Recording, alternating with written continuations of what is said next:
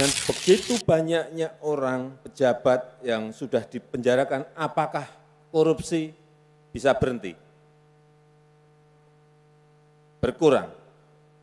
Ternyata sampai sekarang pun masih kita temukan banyak kasus korupsi.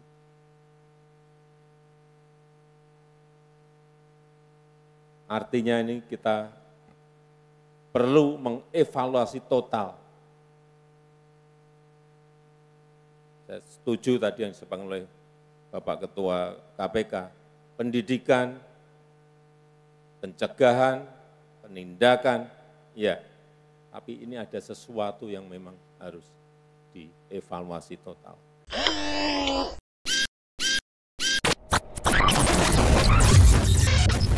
Halo sahabat integritas, jumpa lagi di program Buka Kartu.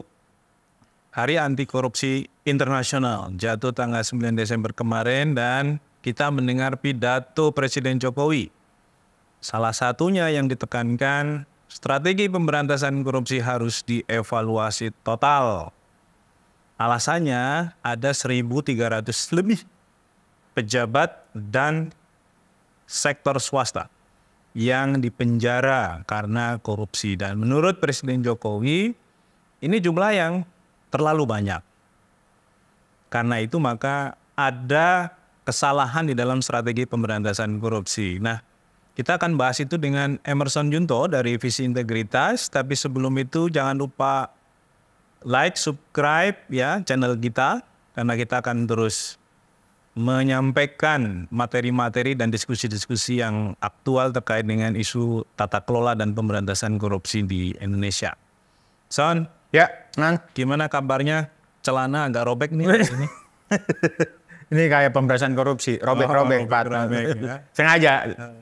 Tambal sulam. Tambal sulam. Nah ini Jokowi kemarin ngomong begitu. Tapi kalau kita tarik sebelumnya, Pak Mahfud MD juga pernah bicara bahwa revisi Undang-Undang KPK sebenarnya itu pelemahan KPK. Ya, ini kan menarik nih. Ya. Di satu sisi Jokowi bilang harus dievaluasi total, tapi sayangnya tidak pernah menyinggung angka CPI Indonesia terakhir tuh, yang hanya 34 gitu.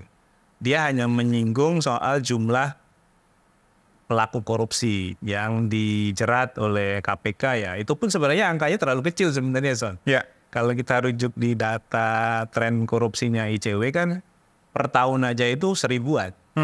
Ya, plus minus antara si ASN, pejabat publik, politisi dan swasta. Nah, kalau yang Pak Jokowi kan dari 2004 sampai kemarin cuma 1.300-an gitu. Jadi jauh banget angkanya. Betul. Gimana, Son? Yang sebenarnya yang harus dievaluasi bahkan Jokowi sebenarnya. Presidennya sebenarnya. Kenapa harus dievaluasi? Begini, Nan. Di 2003 bulan Februari itu Presiden pernah menyatakan komitmen dalam hal pemberantasan korupsi. Salah satunya adalah salah duanya, karena waktu itu menyebut dua adalah mendorong pengesahan RUU perampasan aset dan pembatasan transaksi uang kartal gitu untuk mendukung upaya pemberantasan korupsi. Nah, sampai Desember 2023 ini itu nggak terwujud semuanya. Jadi RUU perampasan aset juga tidak maksimal didorong gitu ya. Jadi seakan-akan pasrah dengan dinamika politik di DPR. Presiden bisa ngomong nggak? Pembatasan uang partai, uang partai. Saya. Karena kan mentoknya di DPR. Jadi jangan lupa juga Presiden ini kan ketika terpilih itu kan dukungan banyak partai politik. Sebenarnya dia bisa gunakan upaya lobby-lobby lah dengan partai-partai koalisi pendukung kalau serius gitu ya. Nah, itu yang nggak dilakukan oleh Pak Jokowi. Jadi Jokowi itu kayak ngelempar sesuatu kemudian balik badan. Jadi seolah-olah sudah katanya dia bilang sudah diserahkan kok oleh pemerintah ke DPR, tapi DPR nggak dibahas ya. Kemudian ditinggal begitu saja. Dan juga jangan lupa, Nan, kan Menteri Hukum dan HAM juga dari PDIP gitu ya. Harusnya ini kan diambil tuh diorganize, dikoordinir oleh Jokowi misalnya, paling nggak bisa ngumpulin lah semua pimpinan partai politik. Mas, kita ada rancangan undang-undang mendukung pemberantasan korupsi nih, ayo kita bahas.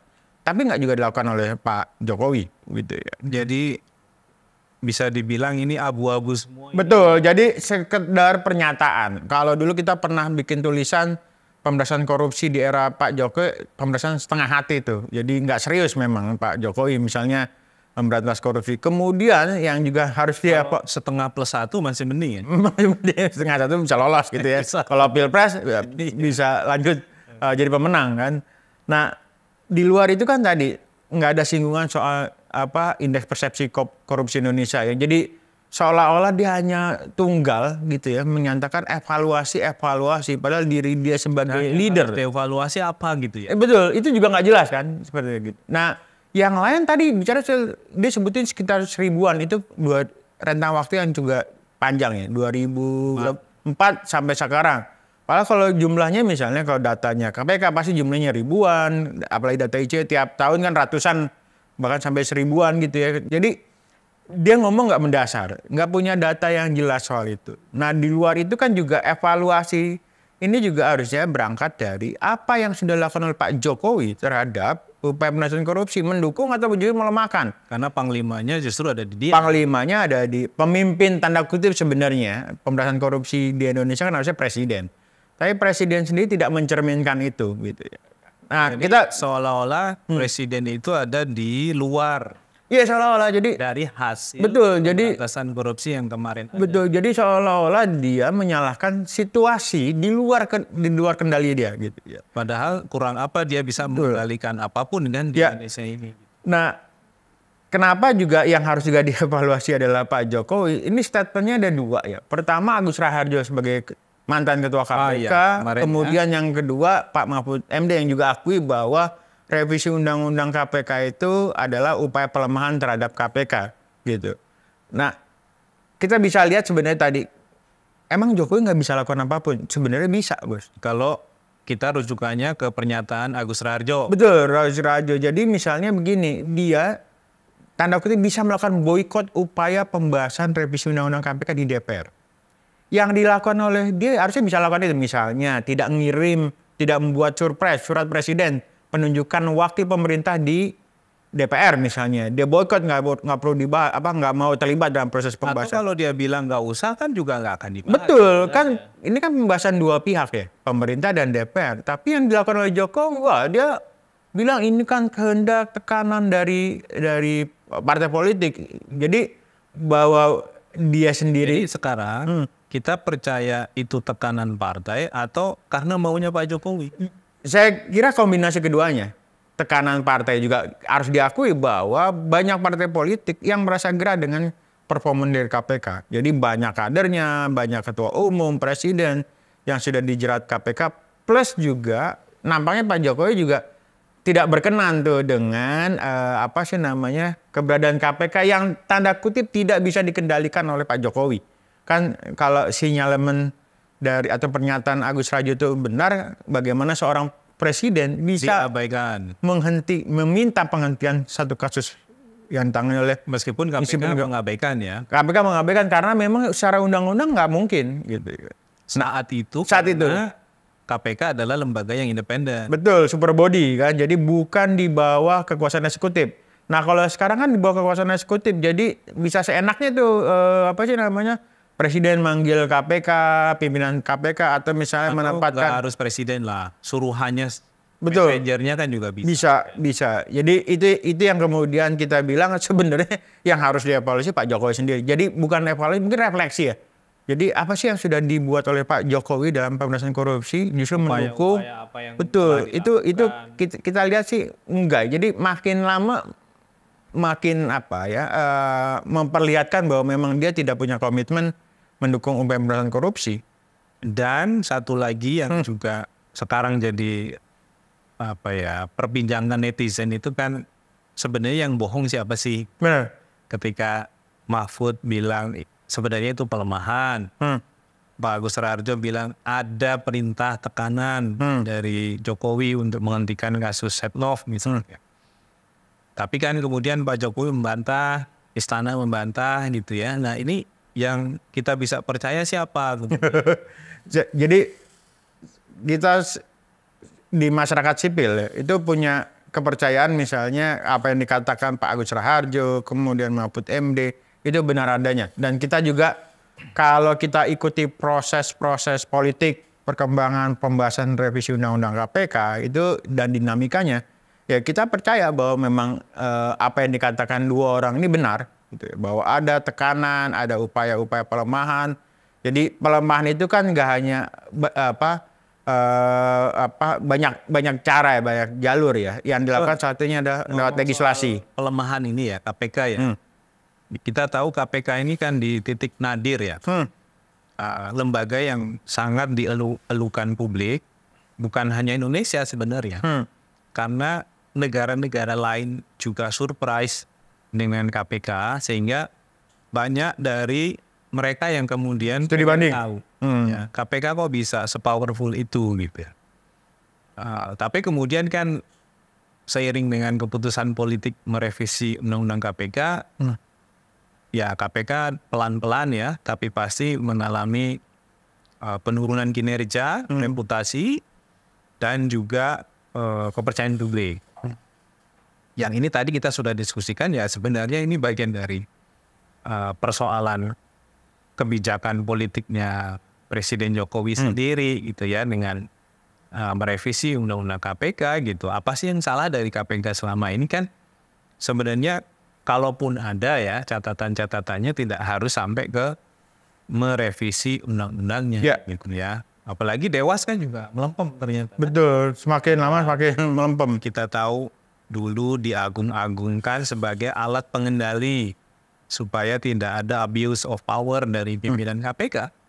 Sekarang malah Firly-nya kena pasal pemerasan, kasus korupsi gitu ya. Padahal sudah ada Dewas gitu.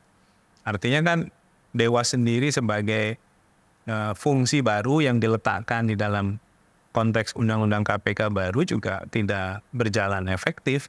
Sebagaimana klaim dari para penggagasnya. Ya, itu kan penggagasnya ada politisi, presiden sendiri juga menyetujui konsep itu gitu ya, dan lain sebagainya. Nah, ketika kita ngomong pelemahan, sebenarnya pelemahan ke KPK ini kan apa ya, banyak cara. Banyak caranya, betul. Legislasi salah satunya. Ini untuk mengingatkan ke teman-teman sahabat integritas, di kajian kita selama ini apa sih bentuk-bentuk pelemahan terhadap KPK yang orang mungkin udah lupa gitu. Ya, kalau bentuk pelemahan KPK pertama intervensi ya, ada intervensi tadi tuh secara politik, tekanan-tekanan misalnya jangan tangani A, hanya B saja atau C saja, itu muncul tuh di beberapa kali kasus yang ditangani oleh KPK gitu. Jadi pilih istilahnya. Ya betul, istilah soal tebang pilih. Kemudian yang kedua itu bicara upaya pelemahan lewat proses seleksi calon pimpinan KPK tuh. Jadi mereka-mereka yang secara intelektual unggul, integritas unggul itu seringkali kalah tuh di proses-proses awal, baik di pansel yang dibentuk pemerintah maupun juga di DPR gitu ya. Dan pansel kemarin adalah pansel terburuk ya. Betul, karena memilih Firly Bahuri yang secara rekam jejak sebenarnya sudah dipersoalkan KPK sendiri maupun juga oleh masyarakat sipil. Jadi rekam jejaknya Pak Firly Bahuri itu juga sebenarnya tidak terlalu harum ya, atau bisa dikatakan penuh dengan noda gitu ya, karena sebelum jadi capim aja sudah diduga melanggar kode etik. Harusnya begitu ya. Jadi, ada yang bilang kotor itu bagus, tapi untuk jadi pimpinan KPK sebaiknya jangan kotor-kotor banget gitu ya. Atau jangan sampai ada nodanya. Betul, ada nodanya. Nah, mulai dari seleksi pimpinan KPK, kemudian proses legislasi. Revisi Undang-Undang KPK sebenarnya berulang-ulang kali tuh. Kalau Undang-Undang KPK nggak gol, berupaya misalnya revisi Undang-Undang Tipikor. Atau misalnya revisi Undang-Undang KUHP waktu itu yang kemudian berupaya menghapus pasal-pasal tertentu yang saat ini ditangani oleh KPK gitu ya. Jadi proses legislasi banyak caranya ya. Nah, kemudian di luar itu adalah misalnya lewat kalau istilah kita kemarin TWK ya, tes wawasan, upaya menyingkirkan para penyidik ya berani ya. Betul, lewat mekanisme misalnya pemotongan personel atau pemindahan tempat gitu ya, yang dianggap kritis kemudian diambil dipindahkan begitu ya. Itu juga jadi salah satu upaya pelemahan KPK. Di luar itu ada kriminalisasi, kita ingat cicak buaya gitu ya, kriminalisasi terhadap pimpinan KPK dan juga penyidik KPK, belum lagi intimidasi yang muncul kan misalnya Novel Baswedan, tapi di luar itu sebenarnya ada informasi banyak ya. Gitu ya, intimidasi terhadap pimpinan. Juga diulas oleh Betul. Depo misalnya. Ya. Cuma memang dari sekian, termasuk gugatan ke MK ya. Betul, gugatan ke Mahkamah Konstitusi lebih dari 5 kasus, 5 permohonan nih. Sehingga saya 5 apa bahkan 15. Wewenang KPK. Udah mempersoalkan soal kewenangan KPK di Mahkamah Konstitusi. Jadi sebenarnya ada banyak cara yang dilakukan oleh pihak-pihak tertentu, tapi yang paling berhasil itu yang lewat legislasi di DPR. Son, kalau misalnya Presiden Jokowi ini cuma berandai-andai saja sih.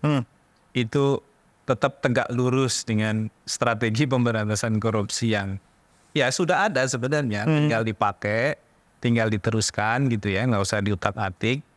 Kira-kira IPK Indonesia tahun 2022 kemarin itu berapa sebenarnya? Kalau saya nggak tahu tegak lurus atau tegaknya bengkok gitu ya. Kan kalau ada yang bilang tegak itu nggak mungkin lurus, Pak Tan. Jadi bengkok-bengkok dik gitu. Sebenarnya kalau mau serius begini, kita kan pernah ngerasain hampir mau sampai 40 ya, sudah pernah sampai 40. Dan seingat saya juga sempat ada kayak Stranas upaya pemberantasan korupsi, kayak blueprint pemberantasan korupsi itu menargetkan IPK kita tuh 50-an. Sebenarnya kalau pemerintah serius, itu zamannya Pak SBY. Pak SBY betul gitu ya. Tapi itu kan sampai 2025 Pak. Jadi kayak kerangka jangka panjang pemberantasan korupsi. Nah, kalau pemberantasan korupsi itu berjalan dengan baik, itu mungkin skornya akan sampai 50. Nah, cuman kan yang dilakukan oleh Pak Jokowi jadi kesannya gimmick gitu ya. Pernyataan-pernyataan tapi realitanya enggak. Kemudian banyak konsep Stranas, Ranteka dan sebagainya yang belum selesai dan dievaluasi, ganti lagi metodenya, modelnya seperti apa. Belum lagi misalnya tim semacam kita bilang pemadam kebakaran ya, bentuk satgas yang sifatnya juga insidental, walaupun sebenarnya pinginnya permanen tapi yang terjadi insidental. Jadi ini yang kemudian mekanisme pemadam kebakaran, kemudian tim satgas saber pungli itu timbul tenggelam gitu. Jadi kalau rame baru masih jalan kok dan sebagainya. Nah, ini menunjukkan memang sebenarnya dia tidak punya konsep yang jelas barangkali ya.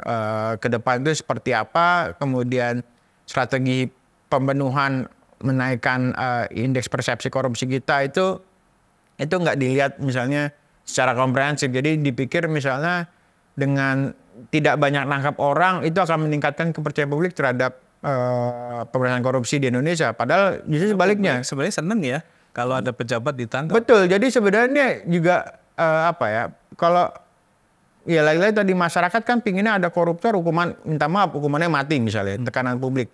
Nah, kemudian banyak ada koruptor jangan dibiarin, tangkap proses gitu. Nah, Jokowi justru mengeluhkan itu. Jadi agak beda nih Pak Jokowi dengan ini ya. Jadi kita ngelihat di periode Pak Jokowi dia nggak suka dengan nangkep. Betul, kegaduhan misalnya. Jadi pemerintahan Jokowi jilid 2 ini yang dia bilang pingin tinggal landas tanpa ada beban, Indonesia emas, itu justru berupaya memangkas-mangkas upaya pemberantasan korupsi. Jadi seolah-olah kalau dari pandangan saya pribadi, Jokowi menempatkan pemberantasan korupsi sebagai gangguan, bukan dukungan untuk proses pembangunan. Oke, ini sekedar menganalogikan ya para sahabat integritas, kalau skor IPK kita 50 tahun ini misalnya, berarti Indonesia itu ada di negara yang cukup progresif ya di dalam memberantas korupsi, yang itu artinya mungkin efisiensi anggaran negara lebih baik ya. Pembangunan kita juga mungkin akan lebih baik dari sisi kualitas karena materialnya, barangnya, bahannya, dananya itu tidak banyak dikorupsi gitu ya. Tidak seperti hari ini ya tiba-tiba muncullah kasus korupsi proyek ini, proyek itu, proyek strategis bahkan gitu ya yang dielu-elukan oleh Presiden Jokowi juga kemudian kita tahu dikorupsi ya oleh para pejabat publik ya yang bekerjasama dengan swasta. Nah, ini yang terakhir Son, karena Pak Jokowi bilang evaluasi total. Tadi kan dirimu bilang yang harus dievaluasi ya Pak Jokowinya gitu ya. Ini berarti siap celananya robek lagi nih. Robek karena kesel. Tapi kalau dari versi kita, ya strategi pemberantasan korupsi ke depan yang ini juga harus dipertimbangkan oleh para capres nih. Karena mereka juga lagi berdebat ya, hari ini kalau tidak salah. Nah itu kira-kira seperti apa yang bisa memberikan efek yang lebih cepat untuk mencapai ya keberhasilan?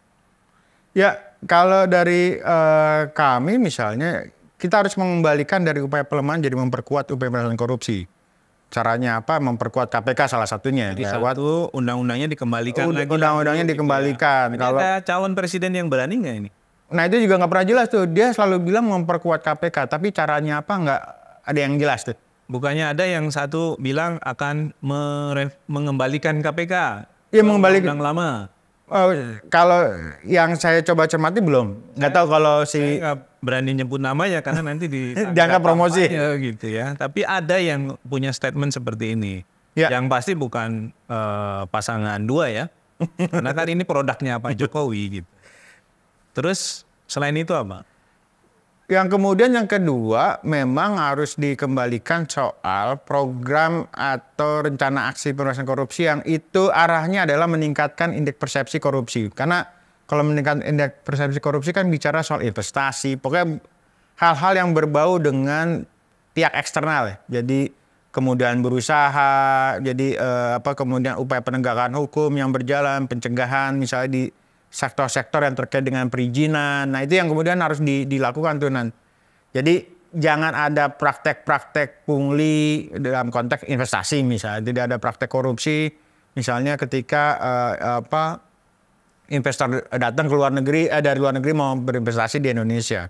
Jadi pendekatan itu yang harusnya dibuat secara komprehensif plus juga mengembalikan kepercayaan publik terhadap upaya penegakan hukum tuh misalnya sektor pemberantasan korupsi harus fokus misalnya di titik-titik tertentu misalnya penegakan hukum atau sektor pelayanan publik paling tidak sektor penegak hukum ya penegak hukum jadi di institusi penegak hukum jadi mulai dari mungkin kepolisian, kejaksaan, pengadilan bahkan lembaga pemasyarakatan juga harus didorong untuk misalnya punya komitmen yang sama dalam pemberantasan korupsi. Sebenarnya ada banyak hal yang harus dilakukan tapi paling tidak revisi undang-undang KPK, kemudian perbaikan soal program kerja anti korupsi gitu ya. Itu kemudian perlu diperbaiki lagi Nan. Oke Son, thank you untuk insight-nya sahabat integritas. Pak Jokowi pertama kali memimpin Indonesia itu dengan IPK Indonesia 34. Sekarang di tahun 2022 IPK kita tetap 34. Ya, jadi sahabat integritas bisa menilai bagaimana sebenarnya upaya pemberantasan korupsi selama 2 periode pemerintahan Jokowi. Semoga para capres bisa memetik pengalaman dan lesson learn ya dari apa yang terjadi selama 2 periode ini dan kemudian mengembalikan strategi dan upaya pemberantasan korupsi ke rel yang sebenarnya sehingga Indonesia emas itu bukan cuma harapan-harapan palsu gitu. Bukan emas-emas Jawa ya. Bukan emas Jawa gitu. Tapi emas 24 karat gitu ya. Yang nanti akan bisa kita capai meskipun mungkin tidak di 2024 gitu ya. Tapi mungkin di tahun-tahun ke depan sepanjang pemberantasan korupsi konsisten, serius, dan fokus pada sektor-sektor yang memang paling merusak hari ini. Demikian sahabat integritas, kita jumpa lagi di program Buka Kartu selanjutnya. Sampai jumpa.